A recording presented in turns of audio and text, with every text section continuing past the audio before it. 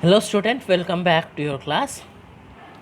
Today we are going to learn the making of Germany and Italy.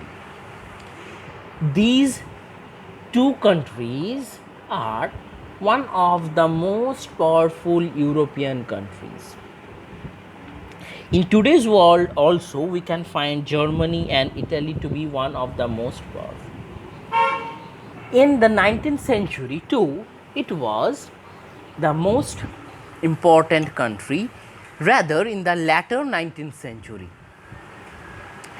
These two countries, they initially did not have their own form or shape.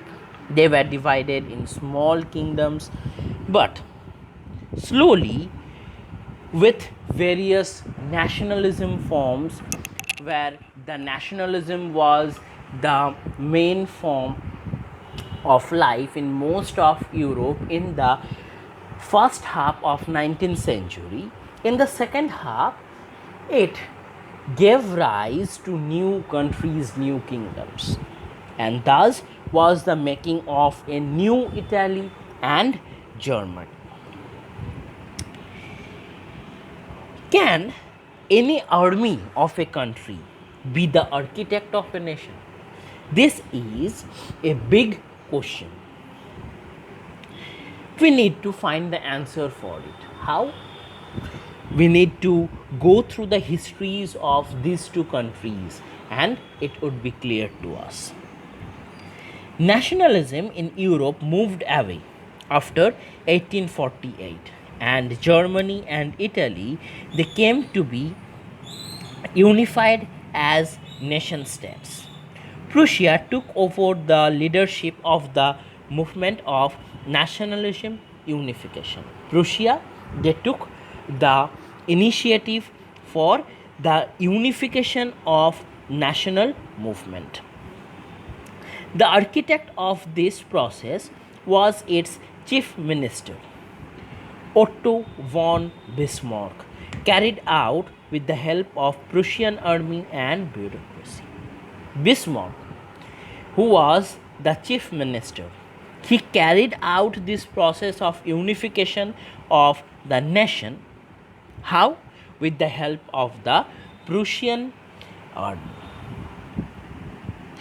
There was 3 wars over a span of 7 years with Austria, Denmark, as well as with France, and ended in Prussian victory.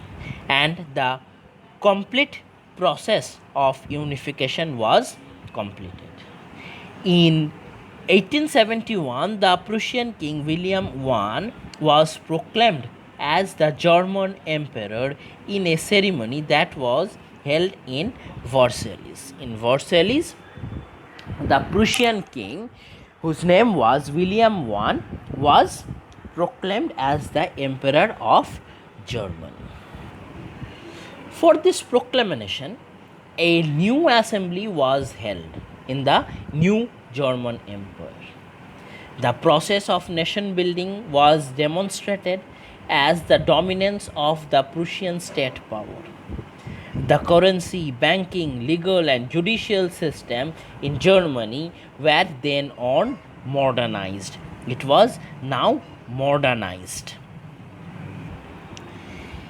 Next, Italy unified. We have just gone through how Germany was unified, the unification of Germany in between the year 1866 to 1871. Now we are going to read the unification of Italy. Italy was initially divided into 7 small states in the middle of the 19th century. And among all the 7 states, Sardinia Piedmont was ruled by an Italian princely house. All the regions were dominated by different kings, and in 1930s, Giuseppe Mazzini formed the secret society called Young Italy. And secret society and revolutionist society was formed by Giuseppe Mazzini in 1830.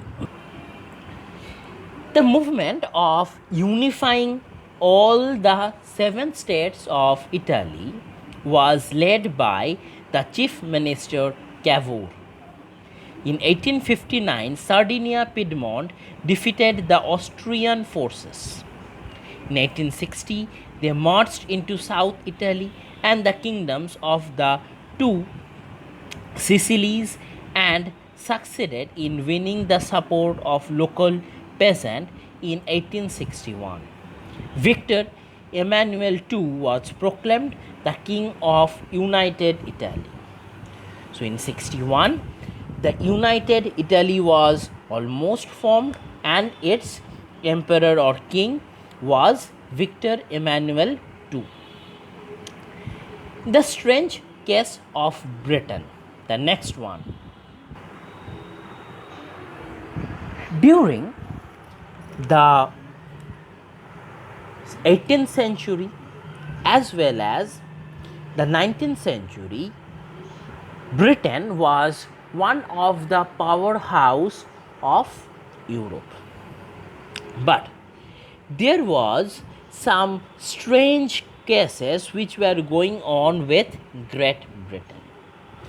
The Great Britain was the model of the nation, and prior to the 18th century there was no British nation. Before 18th century there exactly was no British nation. The nation became powerful as it steadily grew in wealth, importance, and power. It had much more power, it gained much more wealth as well as importance in the map of Europe.